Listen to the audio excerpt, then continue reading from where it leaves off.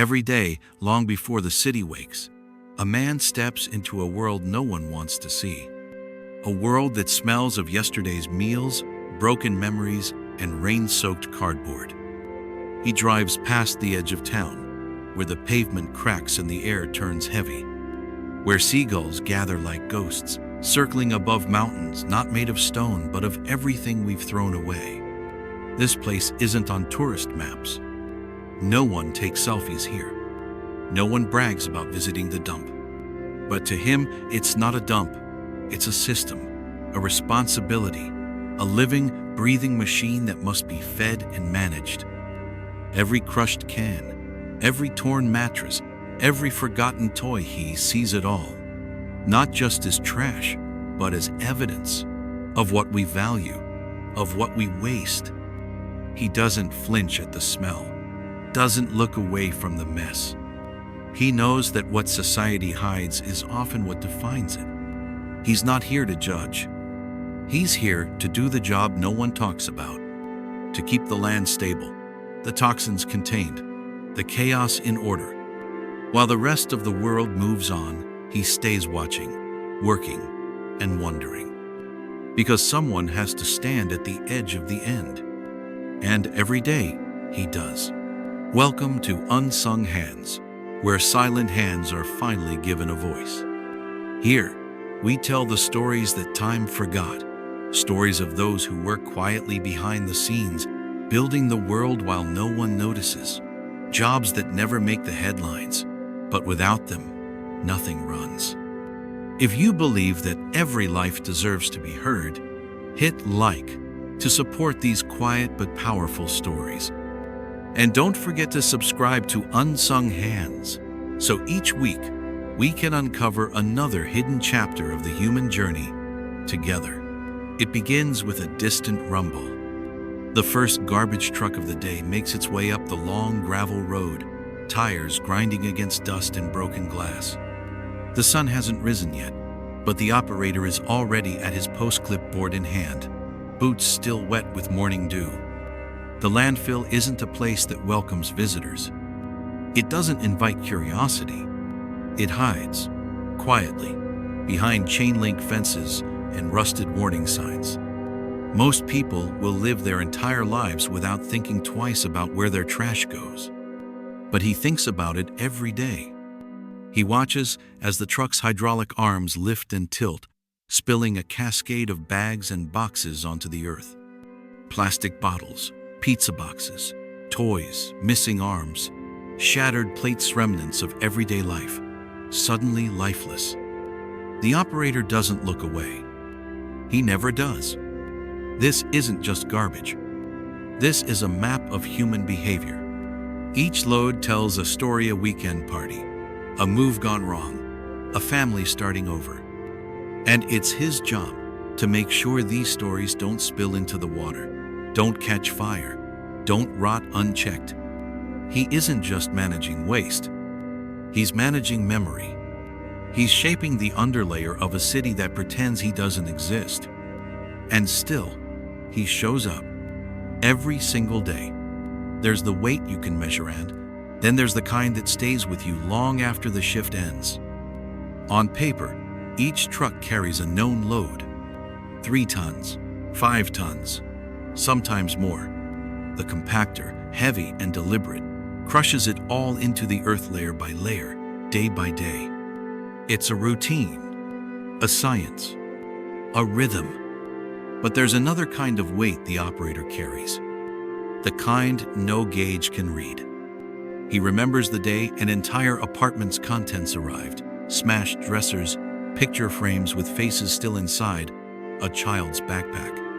Eviction, most likely.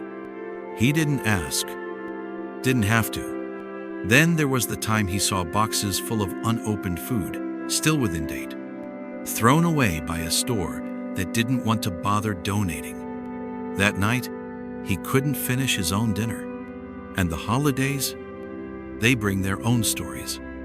More trash, of course, shredded wrapping paper, cracked ornaments, broken electronics.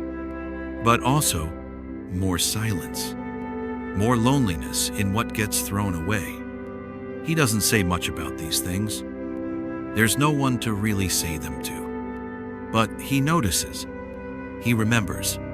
Because long after the garbage is buried, long after the bulldozer moves on, the operator still carries what no one else wants to hold. And some days, that's the heaviest thing of all.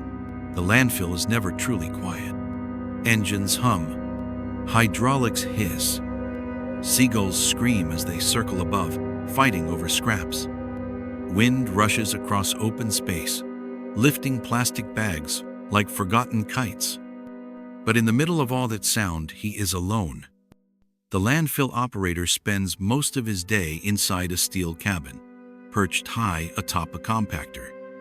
From here, he commands a kingdom of waste. His only companions are machines, and they speak in groans and shudders. He knows their moods, knows when the loader's left track needs grease, knows when the compactor's blade isn't biting deep enough. These machines, in their way, trust him, and he trusts them more than he does most people. People come and go. Some truck drivers wave, some don't. Some shout, curse, complain about the mud or the rules. He listens without reacting. He's heard it all before. Sometimes, scavengers sneak in quiet figures in tattered coats, looking for copper, for wires, for anything they can sell. He tries not to confront them, but he knows they're risking more than arrest. One misstep in unstable ground, and the landfill becomes a grave. He's found things no one should find. Evidence, secrets, even sorrow. But he keeps going, keeps pushing forward with one hand on the throttle and the other holding the silence. Because out here, being alone isn't the hardest part. It's the only way to stay sane. A landfill may look like a pile of garbage, but to the operator, it's a battlefield.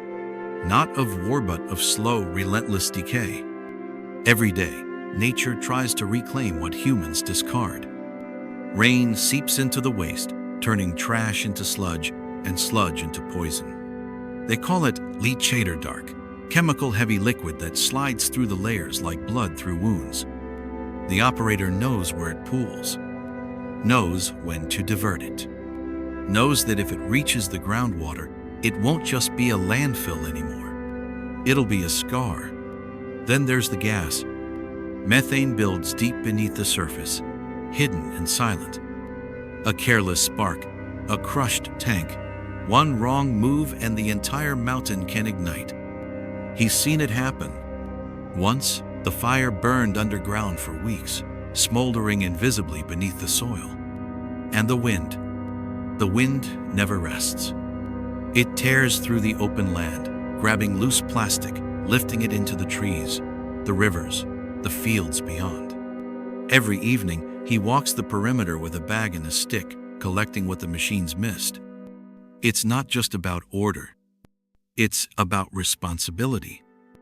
Because this place doesn't just hold trash. It holds potential disaster.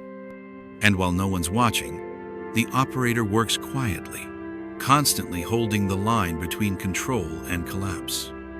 He doesn't wear armor, doesn't carry a weapon, but make no mistake, he fights a war every single day. He doesn't need headlines to know how the world is doing. All he has to do is look at the trash. When money is tight, he sees fewer electronics, more canned goods, more worn-out clothes. When trends shift, he notices the packaging colors change, logos update, slogans disappear. When a new gadget launches, the old ones arrive in piles, tangled in cords, covered in dust. The landfill tells the truth.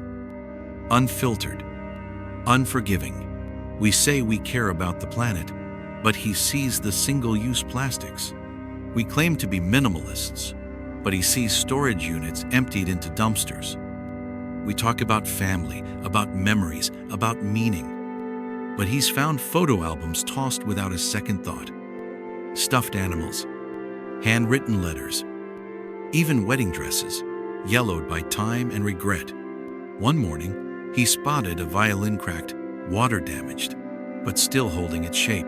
It rested among broken furniture, as if waiting for someone to change their mind. He picked it up, held it gently.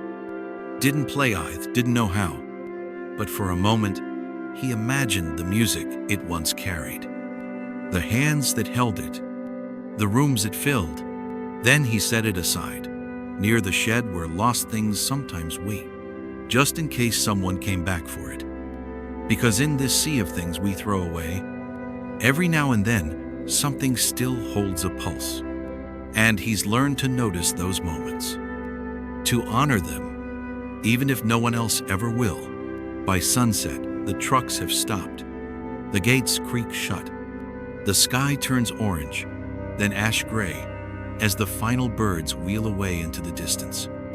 The landfill rests, not in peace, but in pause. The operator climbs down from the compactor, boots coated in mud, back aching from the day's labor.